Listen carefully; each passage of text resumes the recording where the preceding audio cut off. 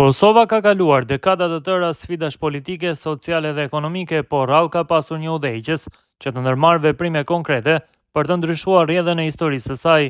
Albin Kurti, kryeministri i Kosovës, ka treguar se vendi mund të ecë përpara, kur leadershipi është i guximshëm dhe i përkushtuar. Shkrimtari shqiptar Petraq Kotej ka numëruar të gjitha veprimet e tij, duke treguar qartë dallimin mes premtimeve dhe realitetit para dhe pas ardhjes së Kurtit në pushtet.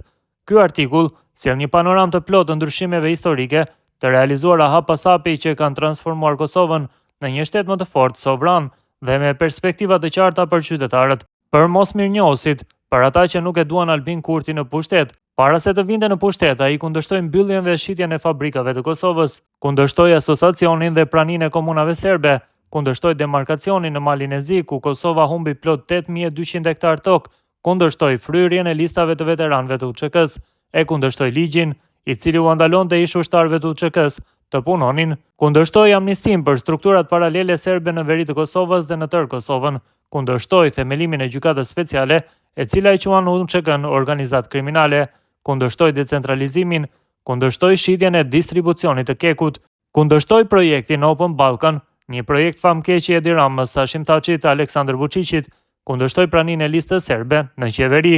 Kur erdhi në pushtet, Albin Kurti hodhi poshtë projektin Open Balkan dhe u liberalizuan vizat për Kosovën. Ai ndaloi zgjedhjet e Serbisë në Kosovë dhe ndërtimin e qytetave serbe në veri, ndaloi referendumin e Serbisë në Kosovë dhe po ashtu ndaloi qarkullimin e targave serbe të automjeteve në Kosovë. Albini ndaloi bankimin dhe përdorimin e dinarit serb në Kosovë, e mposhti Serbinë po ashtu në Banjsk, ku Serbia provoi aneksimin e veriut të Kosovës. Ai mbylli institucionet e strukturave paralele serbe në tërë Kosovën, e ndoqi Milan Radojčićin nga veriu i Kosovës, i cili ushtronte dhunë terror mbi popullatën shqiptare atje, ja ktheu pronat shqiptarëve në veri pas kësaj, po u ndërton shtëpi shqiptarëve në veri dhe po investron në infrastrukturën në veri.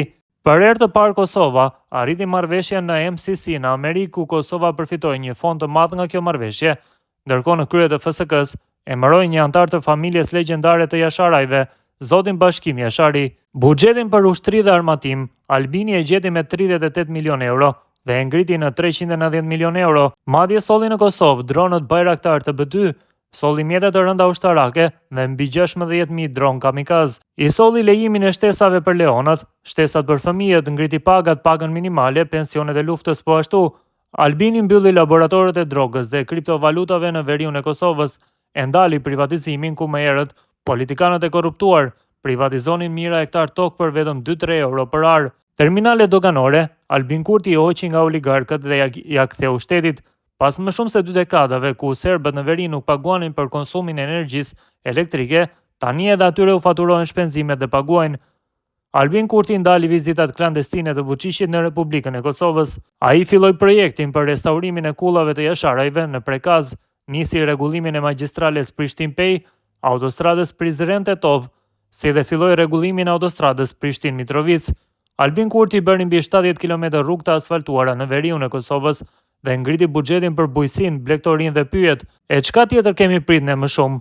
Na fal Albin, dije me mos aprovimin e qeverisë Kurti 3 në parlament, fitoi Serbia, sa shumë të mundur prej saj pas ka aty.